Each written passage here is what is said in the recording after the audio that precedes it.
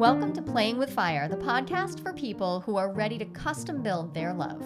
We're talking about non-monogamy, however you design it, as an individuation opportunity. Want to leave the default and make your life spectacularly you? You're in the right place.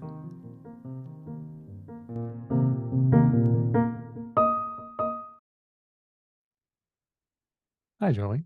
Hey.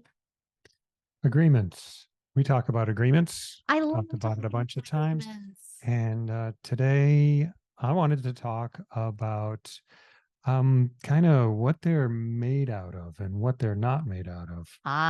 Yes. So Because agreements it's not as clear as all that. it is not as clear as all that. So what's the difference between an agreement and a set of rules? Ooh, okay. So that's great because a lot of times people ask a very common question we actually get here at the podcast is, what's a good starter set of rules?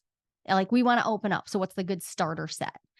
So I want to address first that to some degree, this is semantics, but words matter. So rules, the reason that I don't think of agreements as a set of rules is because when we're talking about rules, it's really easy to get into a mindset of who's winning and who's losing, who's good, who's bad, right? It puts us into a competitions are so made up of rules. And games are too. Games. And we don't want to be playing games with our hearts, with our relationships. So I think the semantic piece, I think, is actually important. I don't like to use the word rules because it puts me in the wrong mindset when I'm coming into my agreements. Agreements has a connotation of I have to come into agreement, right? So I have to have a conversation. There has to be some sort of negotiation. Mhm. And then we have to agree on something. You can't make an agreement with me. If you force me into an agreement, that's called coercion. Yeah, that's not an agreement. Not an agreement, right? So I like the word agreements because it so very much means what the spirit of this is, which is an agreement is you and me and anyone else we want to get into one particular context saying, what can we count on each other to do or not do in this context? What's going on? It's really helpful to know that. And most of us don't have agreements that really help us calm ourselves and feel safe and contained in our relationships because it gets scary to make agreements, but they don't have to be that scary. So what aspects of an agreement make you feel safe and contained? I like to know what I can expect to happen. So I like to know what I can expect to be in bounds and out of bounds in a particular relationship. Bounds. That's an interesting word. Well, for instance, so boundaries, It right? suggests boundaries. It suggests exactly. boundaries. I like to know what it is that I can relax into so that I can start to just like feel the container, feel we have agreements. And these agreements create some parameters that allow us to both be creative in how we connect to other people and how we have sexual relationships, but they also aren't so restrictive. Like they're not too cloistering, but also not so open-ended that anything goes. And somewhere in there is my sweet spot where my nervous system feels a little bit chiller, a little bit more easeful. I don't think it's the same for everybody. So we have agreements. We have specific ones we could talk about, but just generally, so we make an agreement and we agree on a set of behaviors in a certain context or something like that. And then, let's say I don't abide by the agreement. I deviate from the agreement. Now what? Okay, so we've made the agreement Does the agreement contain the now what? Is the now T what something Okay, separate? I think this is really important, and I think really the crux of this episode should be about the fact that if you have an agreement that does not contain consequences, and I do not mean punishments, I mean what comes next, consequent, what comes next, that's what it means. If my agreement doesn't say what comes next when there is a deviation from the agreed upon scenarios, I don't have an agreement. I have a recipe for heartbreak in the future because stuff's going to happen. We're not always going to be in perfect accord. Sometimes it's because we can't imagine a potential future. Sometimes it's because we lie. Mm, We sometimes it's because we make mistakes. Sometimes it's because we act badly.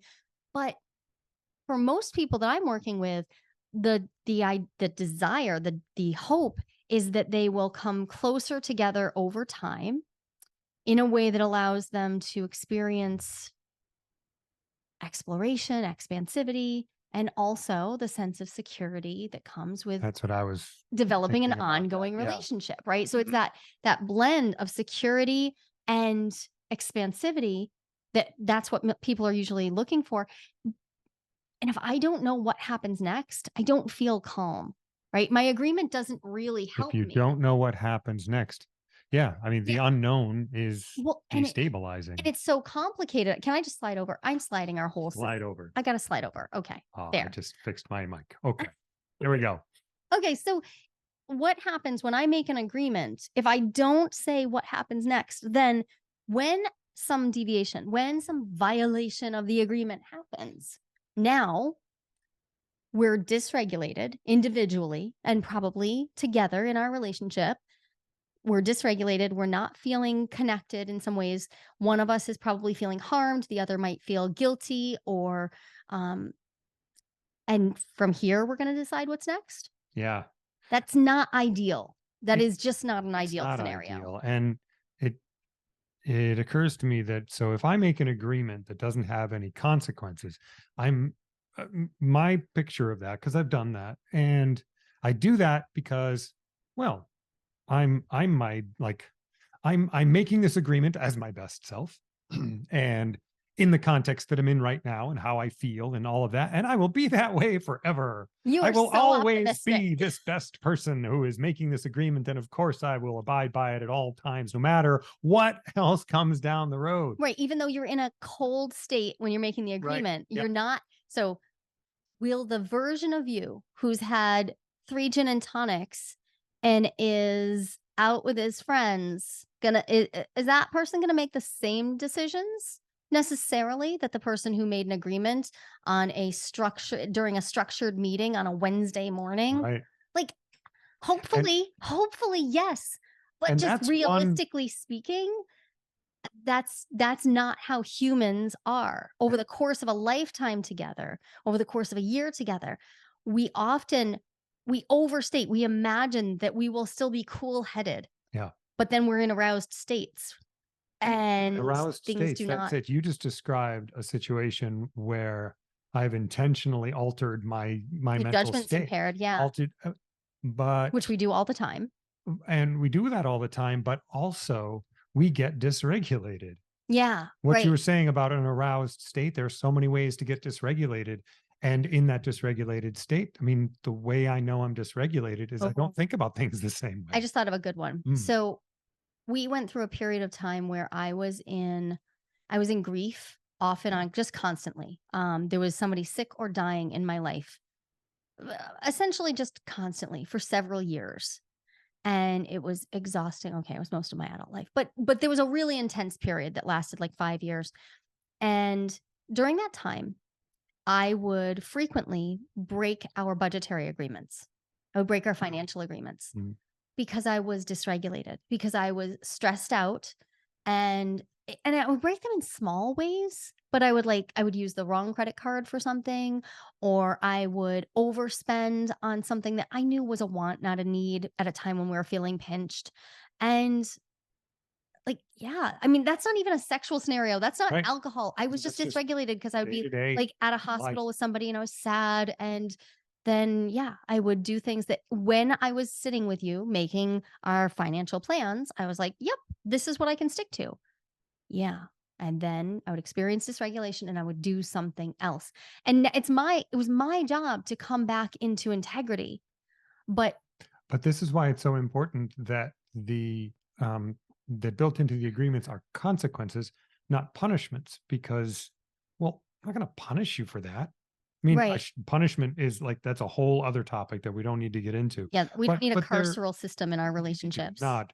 But consequences are there to help bring us back to what we agreed to. Like consequences might be okay, so maybe I mean, what would be a good Well, consequence in that one of the situation? consequences I would use for myself is then I would cut some of my discretionary spending from the next month. And so I was the one doing our budgeting. Like I was the one in there doing I knew what the numbers were, and then I would have to hold myself to it. So So you then the do following things month, like I would have to hold myself. Eh, to continue to move towards the goals that the we had ultimate agreed on. goals. Yeah. Because right. So the consequence was, okay, where are you going to make that up? I've had other times when so I don't know why finances is what's coming up, but I've had other times when instead, this came actually up in my first marriage a ton. Um, I would make it up by taking on a different job. I was working freelance all the time back then.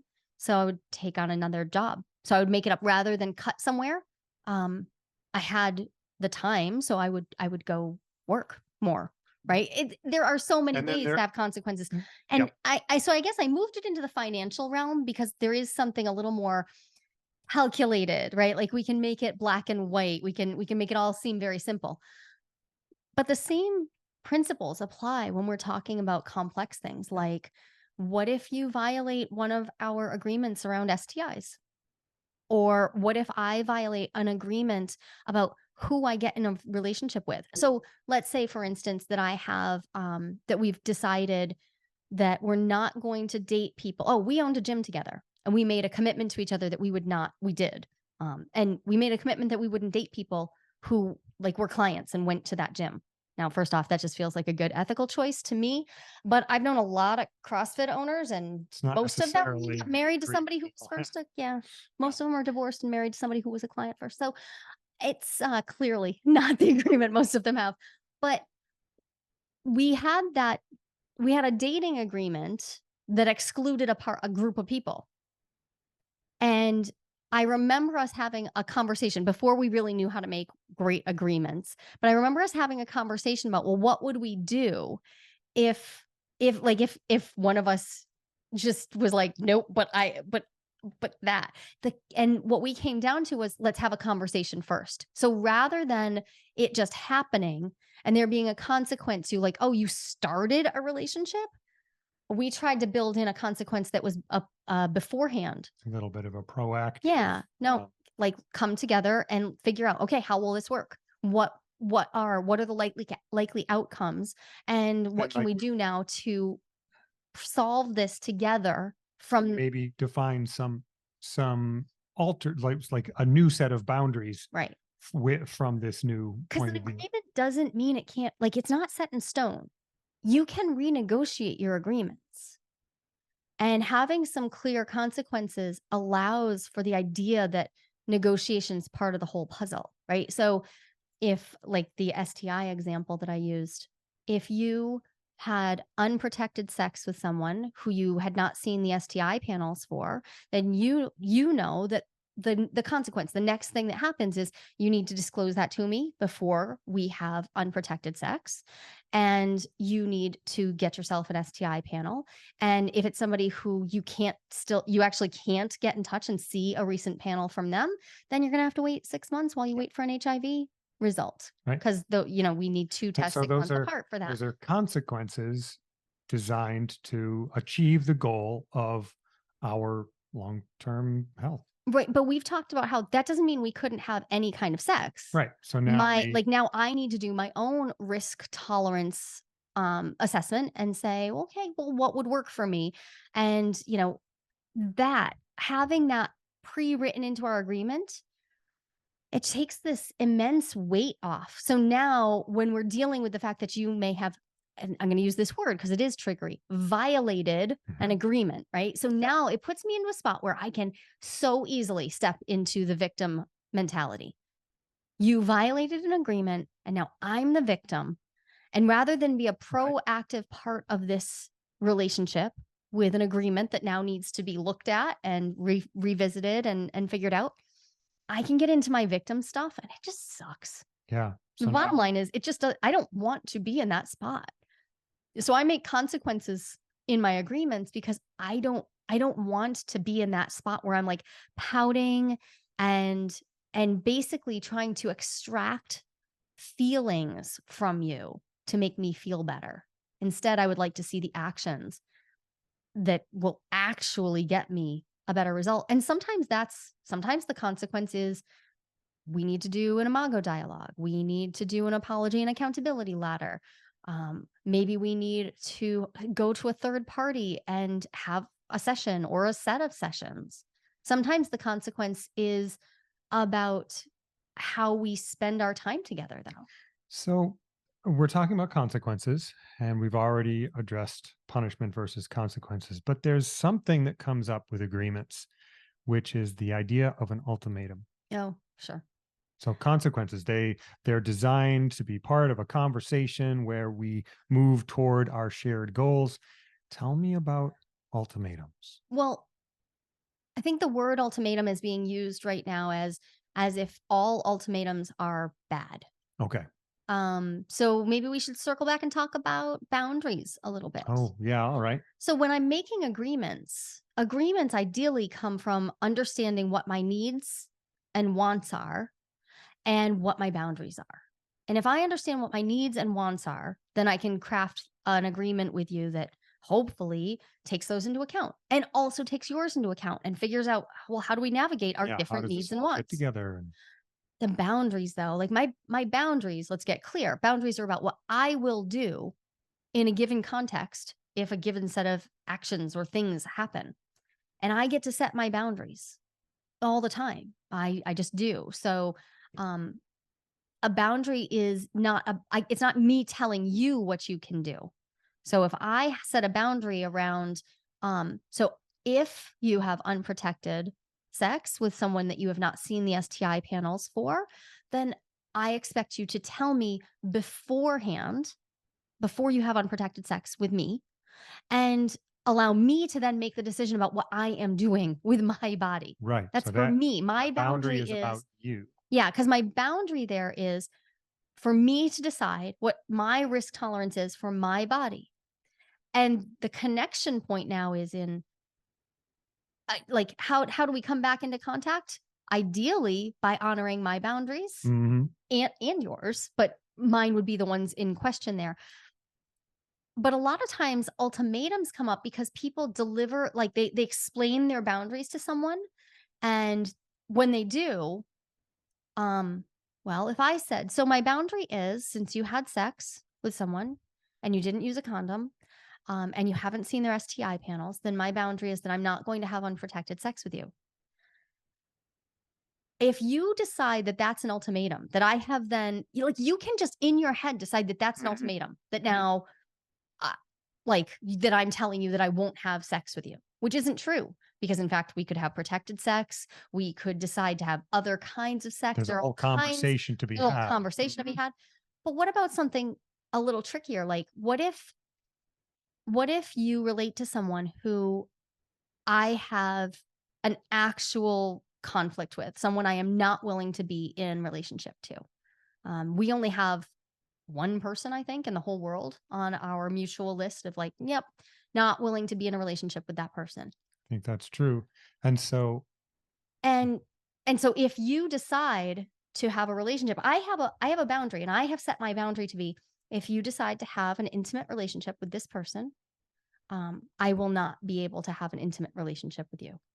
right. That is what, so I will need to extricate myself from our life, and in some very specific ways. I've talked about needing to be extricated from your life financially Financially. and sexually Mm. if you were going to be, and I would still be willing to be your friend and to even live in this house with you, but I would want to do some real clear boundary setting for myself to create a Right. sense of embodied safety. And now I have the opportunity, I have the option to hear that as a as simply a declaration of your boundaries, a clarity, or and this is how I think of the bad part of the word ultimatum.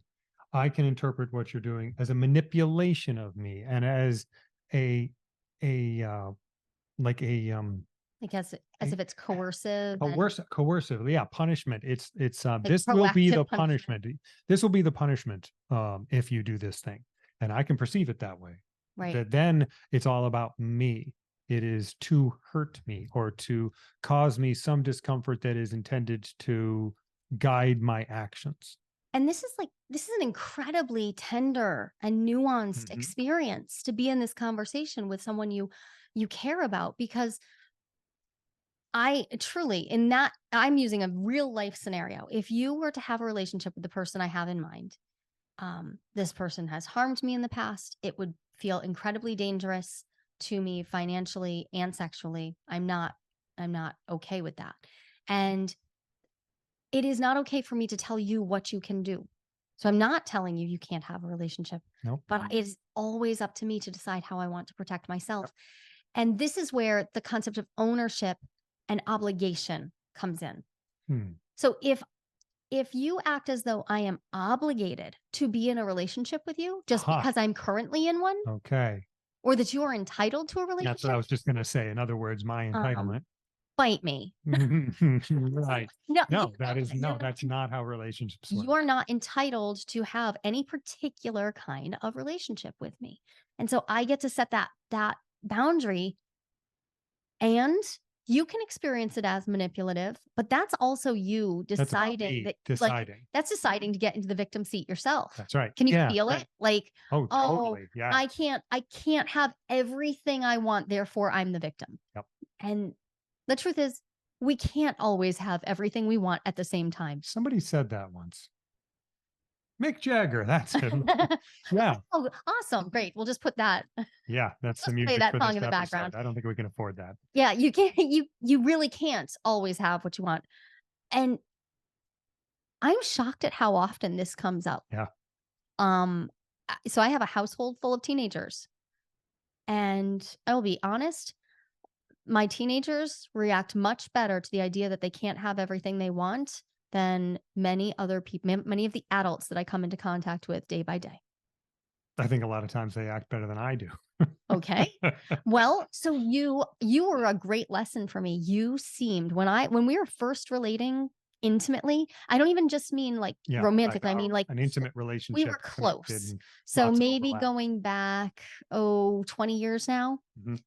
Um oh my god, you are such a brat. If you couldn't have everything you wanted, So much entitlement. you would be a So brat. So much like bad you would be a entitlement. brat if like you couldn't eat as much pizza as you wanted to because your stomach was feeling sick. Get mad at my stomach But not because I but couldn't have what I wanted. right, except you wouldn't point that madness Oh even at Lord, no. your Not stomach, at me. Me? No. right? I mean, That anger can go out to others. it's a pretty Yeah. funny But it's, I mean, example, but there, but it's common, the same thing is that kind true. of We can't entitlement. always have all the relationships we want. Right. Um, And our relationship in a moment can't always be what we want it to be. There was a time not that long ago, like in the order of weeks, where um I went to kiss you and it didn't go the way I wanted. So I tried to kiss you again. Like, no, I don't just get to kiss you. yeah. There was a moment Yep. of Yeah, I had to set a boundary yeah. around I that. was like, It's oh my God, of course you did. Of course you did. But that's after decades of working through being who I was. yeah, and still So, you and slipped. still I Like, slipped. way to go owning that. I had forgotten about it, but yeah, I mean, you're not entitled to kiss me. No, I'm not entitled to no. kiss you. Yeah. And one of the beautiful things about non-monogamy is that I can get my kissing needs met in many ways if I choose to, Right. as can you. But also, I can also be a grown up who decides that it's okay to not get all of my needs met all of Back the to, time. yeah, back to that. I I mean, I think becoming a mom at a young age also provided me a lot of lessons about this, because I could not do everything that my peers were doing. I was a mom and I was like, just doing all of that while my friends were out traveling and doing other things, like having their 20s. I did not do that. And I learned So about the you idea of were sequencing, of having sequencing. Mhm. many of the things I want. So we are just now getting into our travel era. We've been to New York City twice in the last 3 weeks. We've been like we're traveling internationally 3 times in the next few months. What's interesting about this is, so we started talking about boundaries and we ended up in this part of the conversation. Originally, it was about your boundary and my interaction with it, but now you're describing our own internal boundaries. I want this thing, but I'm setting a boundary because I want this other thing instead. Well, there's the trick to boundaries, right? Whoa. All boundaries start with your internal boundaries. Yeah. And if you cannot hold your internal boundaries, your relationships are probably struggling. Uh-oh. Are your relationships struggling? The places where our relationship struggles are have a lot to do with boundaries And because your I struggle. friendships, Hmm. and Yeah. your relationships with your children. The place that I watch you struggle is it's so consistent. And I'm sure you could say the same thing about me. It's not here. Boundaries are No, this something that I isn't do your thing. well, but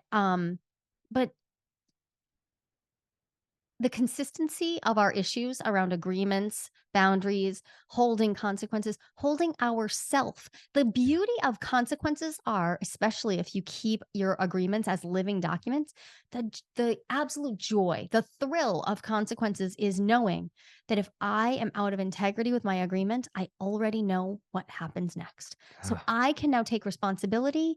I can show up to my next relationship check-in and say, so here's how it's going, and here's my plan, and here's my apology, and here's what Yep. happens next for me. And now I'm not putting the emotional burden on you to figure out how you help me come up with appropriate next steps. Right. So it's an Yeah. incredible relief. I And know so we once can't have again, consequences for everything because we're not no, going to understand every potential scenario, and but where and we can. once again, we're looking at the value of the agreement and evaluating boundaries and consequences, all in the context of a regulated conversation where we With have regulated access to individuals in it, it. like with regulated individuals in it, and then being being invoked at a time when we're most likely not regulated, but we don't have to come up with a solution because we already did. Right. So your relationship agreement work is about doing what you can to create some consequences that will allow you to relax a little bit when the inevitable fuck ups do happen, because you already have some instructions. And part of those instructions, I would encourage everyone to think about, so what's your repair path? Ah, very What is important. so we Very talk important. a lot about rupture and repair, right? Like that language entered the relational lexicon. Great. Okay, we've experienced a relationship rupture. What's your repair plan?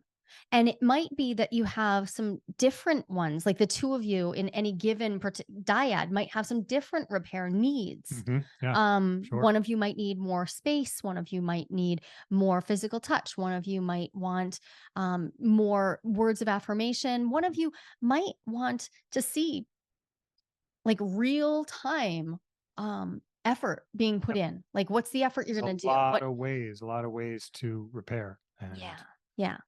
One of you might be really, really into the imago dialogue. I'm kind of into it, but I'm so into it. people are so into it these I've days. been using it for little things just to keep in practice. And also I just really like it.